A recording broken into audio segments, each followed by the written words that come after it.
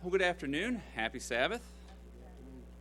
As was mentioned, this is Father's Day weekend here in the U.S. For those of you who may be listening in from overseas and not aware of that. For those of you who are listening in from wherever you might be on the webcast or listening in recorded later on, welcome. We're glad to have you with us. One of the great things about being a dad is having I don't know if you would call it an ability, a right, or responsibility to tell corny dad jokes. Kids, why do you hate your vegetables? They never say anything bad about you. Did you hear about the kidnapping? Oh, that's okay, he woke up. You know, I used to be addicted to the hokey pokey, but I turned my life around. One more. When you're driving down the road and the kids look up from the video games and say, "Dad, where are we?" Well, you're in the car. Same place you were when we left. Well, what is a father? All of us had one, biologically speaking. The only one we know that did not have a father was Jesus Christ, biologically speaking. Most people that I know here have had good relationships with their dads over the years. And I realize that's not necessarily the case for everyone. Those relationships may have been cut short. You probably heard about the tragedy of the Cincinnati police officer that was killed yesterday, left behind 3 sons. It was very hard to hear that, but such is a reality in the world that we live in. Some may have known their dad and not had a very good relationship. Some may have wished they hadn't ever known their dad. I hope that, if any of that applies to you, that you've come to realize what it is a father is supposed to be. And that if you're in that situation, that you can continue to grow and understand what kind of a father relationship we are all supposed to have, whether it be with our physical father or our spiritual father. That, of course, is going to be the subject of today's message. What, then, is a father? Or, what does a father do? You can probably come up with many great examples. I've come up with 3 today. We'll look, of course, at how these parallel the things that our Father, our Heavenly Father, does with us. And as we go from one to one, we'll look at how each progressively builds off the other. So today we'll look at 3 things that fathers do with their children. 3 things that fathers do with their children. So what does a father then do? Well, I'm not talking about going to baseball games or having tea parties or any of those things, and those are all good and fine and things that fathers should do with their sons and daughters, but more of an overall job description. One of the things a father does is fixes problems. Now, you might remember about a year or so ago, Mr. Kennebeck gave an excellent sermon on the fixer, talking about our spiritual father who is coming to fix all the problems that this world has ever seen. And he talked about how his dad helped him fix things and showed him all sorts of skills like that. Like many of you, I certainly had that experience. I don't think a Sunday ever went by where we weren't working on something. Could be the plumbing, could be a car, electric, anything you want. And that's certainly not a complaint. I'm thankful for my dad spending all those precious Sundays with me and teaching those things because in addition to teaching those skills, that was time well spent with Dad, and I appreciate that very much. Amongst our jobs that we have with our children is helping them get out of the occasional tight spot, helping them fix something perhaps they've gotten into it. Now, sometimes that happens right away. I remember it wasn't with my son, it was actually with my brother's son. He had only been walking a few months. He was maybe 18 months old, something along that line, and somehow or another, we were over at Mom and Dad's house, and he got himself turned upside down between the couch and the coffee table. My brother and I were talking in the other room, and we just hear this quiet little, "Help!" What is that? "Help me!" And we looked around, and there we see him upside down, and so he didn't panic at all, but my brother and I did, and we ran over there, and we pulled him out right away, but he was fine. Well, it's not always a physical problem that we get helped out of like that. Sometimes it's physical, but maybe a little bit deeper, maybe something we brought on ourselves. I remember receiving a phone call one night. This is when I was still living at home. And again, this was my brother. And we had a phone call and said, hey, you know what? I ran out of gas. I'm about 4 or 5 miles down the road. Can you come get me? And I overheard this whole conversation. I'm thinking, oh, no, he's stuck. It's late out. And what are we going to do? And I asked Dad, I said, well, we're going to get him? He said, yeah, well, we'll go down there in a little while. And I said, well, a little while? I said, he's stuck right now. He needs help. Don't we need to go fix him? He said, yeah, well, we'll fix him in a little while, but, maybe next time we'll make sure his car is filled up before he leaves. So it was what you might call a teachable moment.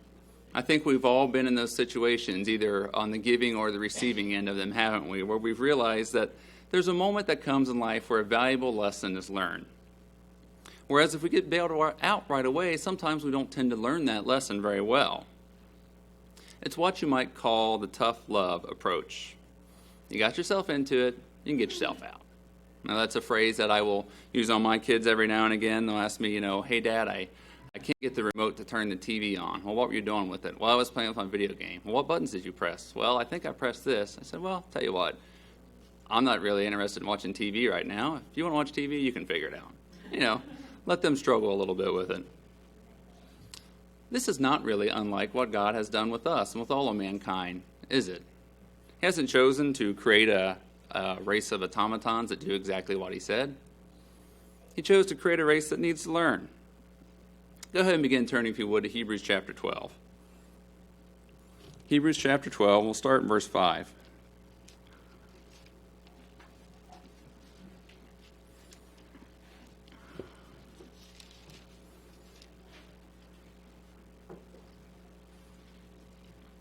Hebrews 12, verse 5. Says, and you have forgotten the exhortation which speaks to you as sons. My son, do not despise the chastening of the Lord, nor be discouraged when you are rebuked by him. For whom the Lord loves, he chastens, and scourges every son whom he receives. As you may recognize and know, this comes from Proverbs chapter 3. How often have we ever reminded ourselves of this scripture? Maybe we got ourselves into some sort of a situation. Maybe it's the car running out of gas. Maybe it's something bigger than that. Maybe it's a financial hole. And we said, wow, I really got myself into this time. Now what am I going to do? We know that we've messed up, and we know that there are consequences for the actions we take. We might understand at that moment in time that God is trying to teach us something, but it's still difficult, isn't it? But we understand from that if God didn't take the time to try and teach us something, it wouldn't be showing us true love, would it? He wouldn't bother to correct us if he didn't love us. Just like kids like to have dads spend time with them, whether it's working on the car, working at a ball game, or something of that such sort. We understand kids whose dads discipline them in an effort to help fix an attitude or behavior are dads that truly love them. Verse 7 says, if you endure chastening, God deals with you as with sons. For what son is there whom a father does not chasten? When we feel the pain, we feel the love, as my father-in-law might say. If you have children, have you ever had your children have a sleepover? And maybe they have a few of their friends come over and spend the night. And you know these kids pretty well, and you know their parents pretty well. So maybe after a while they start to get a little bit rambunctious. You don't hesitate to look at not just your own children, but those visiting children and say, hey, knock it off. Because you have a genuine love for these kids that aren't your own. You have that approach. You might do the same here at church even. Maybe if you see a kid out running in the hall or something along that line, a little child maybe might accidentally get under someone's feet, you wouldn't hesitate to correct them, would you? You're not just doing that because you want to make things a safer place, but you do that in an attitude of love, like we all do. Verse 8 says, but if you are without chastening, of which all have become partakers, in other words, we've all had to receive that correction, then you are illegitimate and not sons. If there wasn't this type of correction, if God didn't try to correct us, it would be a sign of a lack of love. But that's not the case, is it? Verse 9 says, "Furthermore, we have had human fathers who corrected us, and we paid them respect. Shall we not much more readily be in subjection to the Father of spirits and live? For they indeed for a few days chasten us as seemed best to them, but he for our profit, that we may be partakers of his holiness." When God tries to correct us, when he's trying to fix a problem in our life, how do we receive it? Do we receive it in an attitude of respect, or is it a lack of respect? One of the things you learn to appreciate as a dad, as your children grow up, is that there is going to be some resistance along the way. I think for most children, their dads, and their parents in general, are idols up to about 10, 11, 12 years old. And somewhere in there, something starts to change, doesn't it? I know it did in me. You start to think, wow, my parents don't have a clue. You know, they don't know what they're doing. And that goes on till the time you get to be, I don't know, your mid-20s, late 20s, somewhere in there. You start to realize, wow, my parents are pretty smart. Did your parents change over that 10, 12 years? No, not at all, not at all. But our level and the way that we view them, our respect for them does. When God is trying to fix the problems in our life, do we ever do the spanking dance? You know what I'm talking about?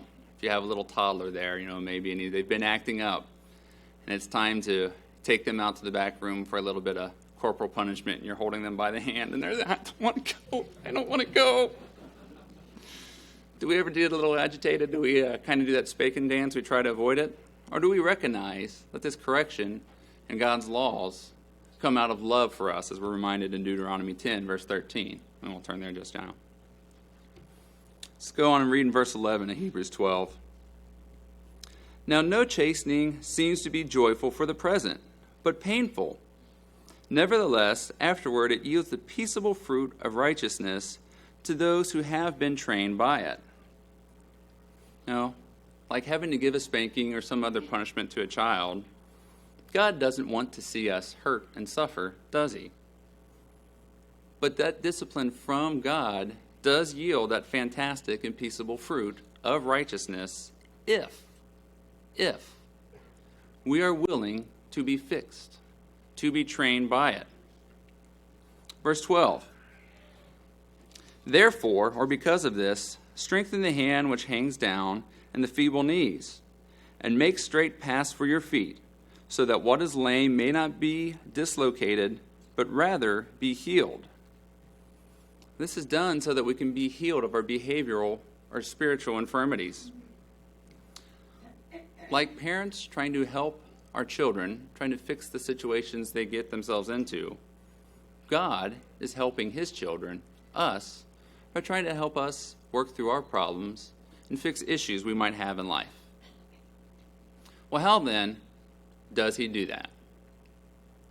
One of the main tools that a father and mother might use is showing their children how to do things. We've recently been going through the project of rebuilding the fence at our house.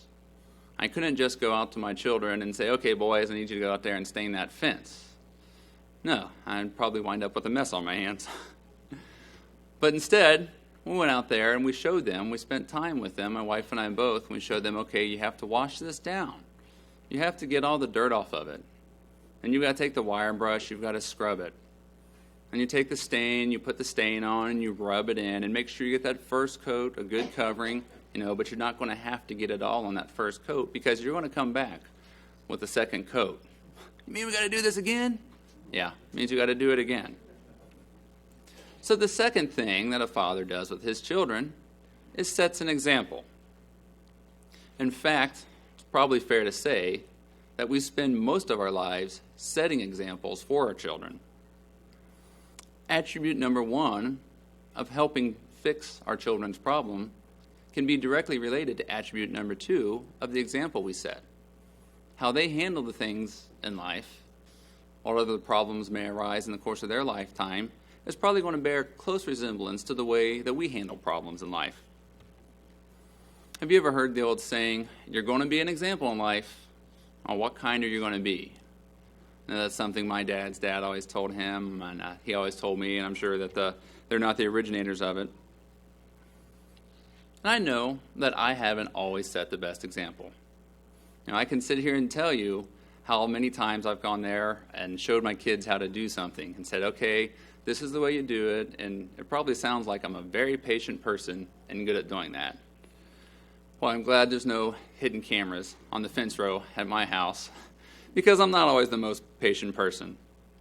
I can quickly get upset or a little bit anxious, to say the least, if things aren't done just precisely the way that I think they should be done. Say, no, you're not doing it. Here, just give me that brush, let me do it. But that's not the way to teach, is it? Just as my dad set the example for my brother and sister by trying to fix things in our life, by letting us work through them a little bit. And curiously enough, my sister didn't seem to have near as much trouble with that. Now, I don't know if that's because of my father's benevolence for his daughter, or if it was because my brother and I tended to get ourselves into more trouble and needed more fixing and guidance along the way. I tend to think it was probably the latter. But just as he set that example by trying to show us, hey, you know what? Sometimes you need to try to fix the issues that you get yourself into. We have to show that same example to our children. We have to show them we can't bail them out every time. Sometimes they need to figure out things on their own. And hopefully in the process, we don't set a terrible example. I'm going to read a section from a book called Don't Divorce Your Children. This is written by Jennifer Lewis and William Sammons, who are pediatricians. They said this. Said, for better or worse, children look to adults to help make sense of the world they live in. Unfortunately, from the child's vantage point, much of what they are taught defies understanding. It is clear to the youngest children that what adults say is appropriate behavior bears little resemblance to what adults actually do. Children are keen observers. I think we all realize that the hard way. They see famous men who lie and still hold high office, adults who cheat and yet avoid being caught, and adults who kill in the name of religion. They are all too aware of adults who create problems and neglect to solve them, and adults who abuse themselves or others, but are nevertheless heralded as heroes or superstars. In this hypocritical social environment, it is not surprising that those children who not only experience questionable adult behavior at a distance, but also up close in their own families, are the children who are most at risk for growing up feeling alienated, angry, and distrustful of the adult world. So what kind of an example is it that we leave behind? Are we ever hypocritical? No, I am. Do my kids call me out on that? Oh, yeah. You don't get away with anything when it comes to children. I have a pet peeve, and that is probably like most parents' pet peeves. I like the house to be at least reasonably neat and in order. So when I come home and I find a granola bar wrapper laying out there on the floor in front of the couch, I'll call the kids in. I'll say, hey, Mutt, Jeff. Some of you may have to Google who Mutt and Jeff are, but I think a lot of you probably know who they are. I say, get in here. I said, who left this? Of course, no one left it. It just appeared there by itself. Say, are we leaving this for somebody else to clean up? Oh, no, Dad, not at all. So they'll go and they'll clean it up right away. But if my kids go out to the garage and I say, son, I need a Phillips head screwdriver, and they walk out into the garage and they can't find my tools because they're scattered all over the place, what kind of example am I being right then and there? Now, one of my pat dad answers is, well, yeah, but that's the garage. We don't live in the garage. We live in the living room. And this is my house. But that's an air of hypocriticalness, isn't it? What about the bedroom? Maybe on a little more equal playing field, you might say there. We get our kids to make their bed, pick up the shoes, put the clothes in the hamper, and then walk into our own bedrooms and trip over things on the floor? Does it go beyond the physical? You hear a good sermon, maybe one talking to us about how we should clean up the messes in our own lives. about how we need to have self-examination, tell our kids how great a sermon that is, and then go home and start picking apart people for the choices they've made in their lives? Or maybe it's worse still. Maybe we're working on something in our life, and maybe it's clear to us at least, if not our children, that God's trying to correct something in our lives. But we refuse to be fixed by it. We spend our time trying to justify our bad behaviors. The Bible has a lot to say about the examples that we set. We'll turn to just a few verses here, pick them from the Old Testament. Let's first turn to Proverbs 15. Proverbs 15.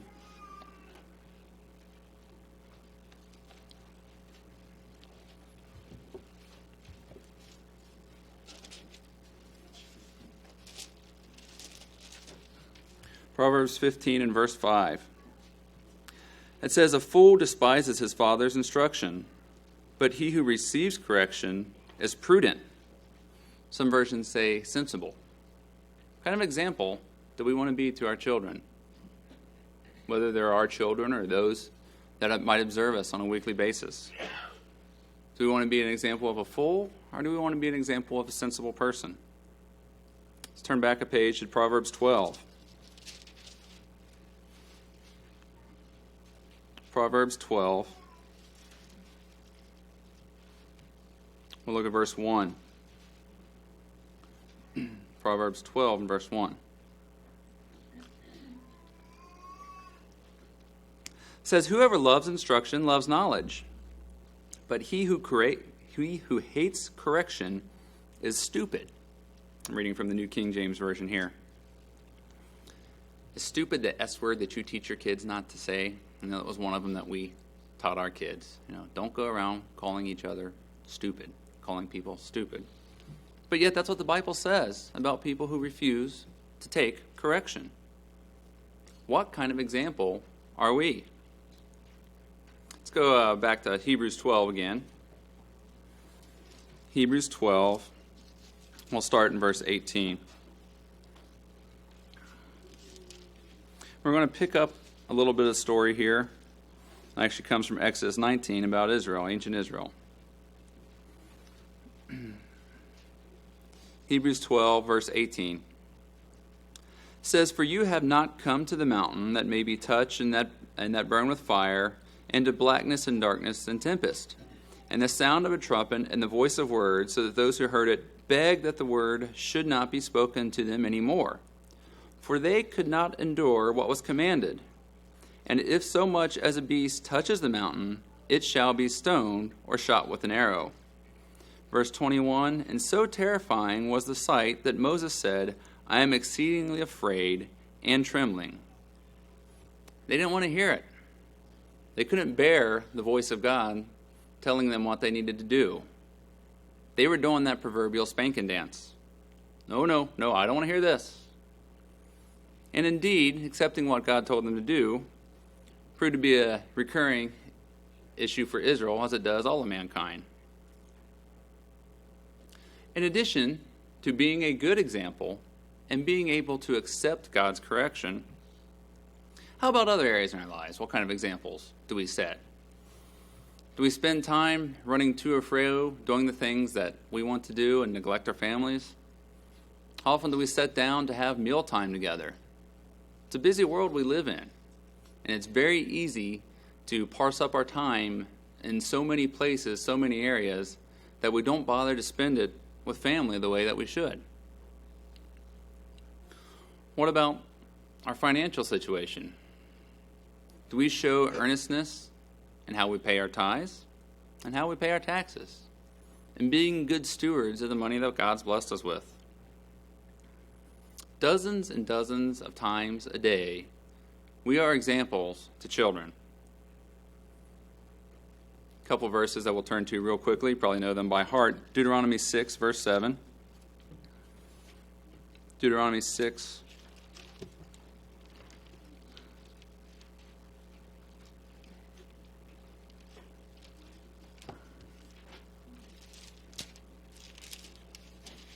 Deuteronomy 6, verse 7.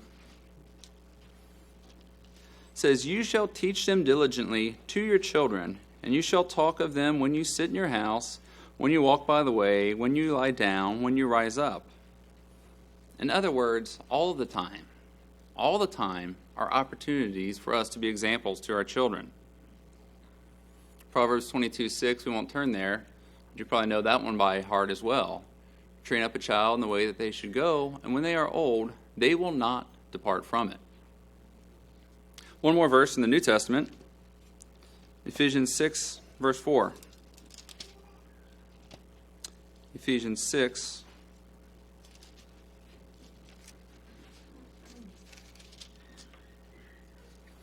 verse 4. It says, "And you, fathers, do not provoke your children to wrath, but bring them up in the training and admonition of the Lord." Just as we read in Deuteronomy 6, this isn't just a suggestion, is it? This is a command.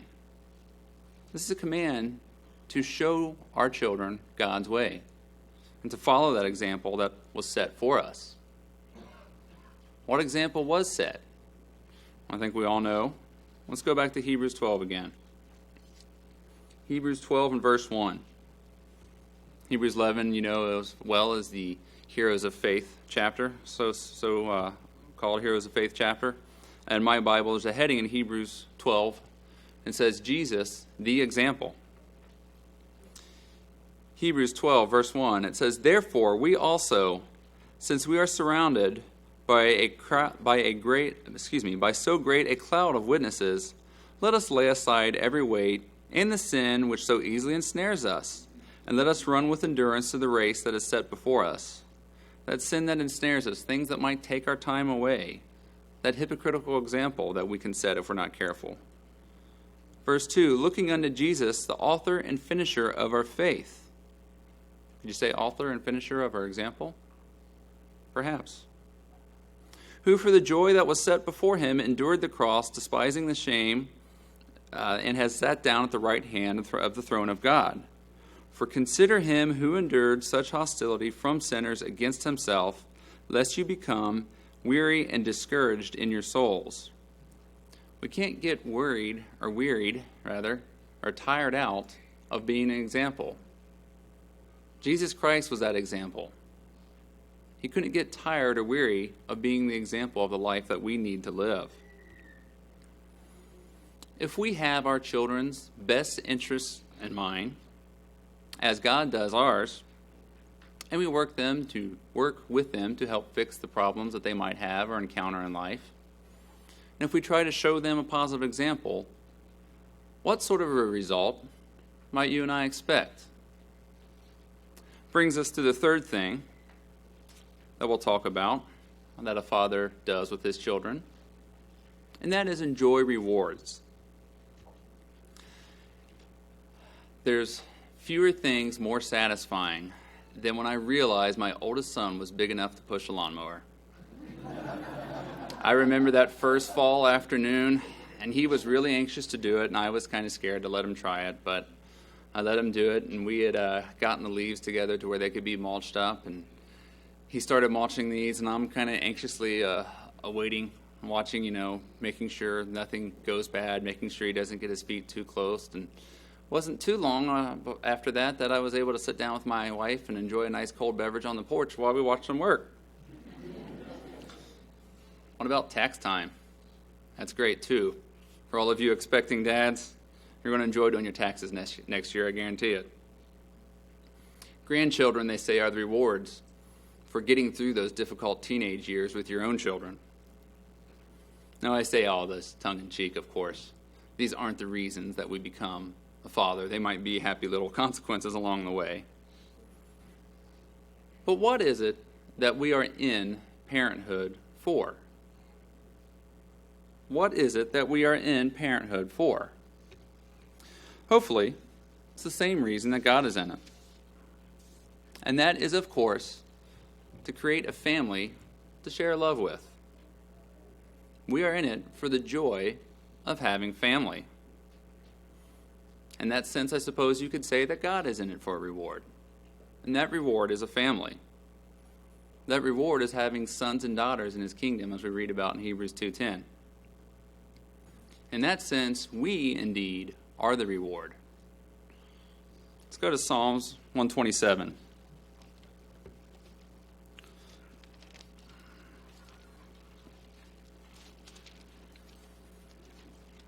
Psalms 127. What does God say about children? Through Solomon, he said, "Behold, children are a heritage from the Lord. The fruit of the womb is a reward." No doubt about how God views it. Turn over a couple chapters. Proverbs 23. Proverbs 23. How about a book and a couple chapters? Proverbs 23, verse 24. It says, "The father of the righteous will greatly rejoice, and he who begets a wise child will delight in him. Let your father and mother be glad. Let her who bore you rejoice." Children clearly are a reward and a blessing from God. That's how he views them. That's how he views us. Let's go back to Hebrews chapter 12 and begin to conclude there. Hebrews 12 and verse 22.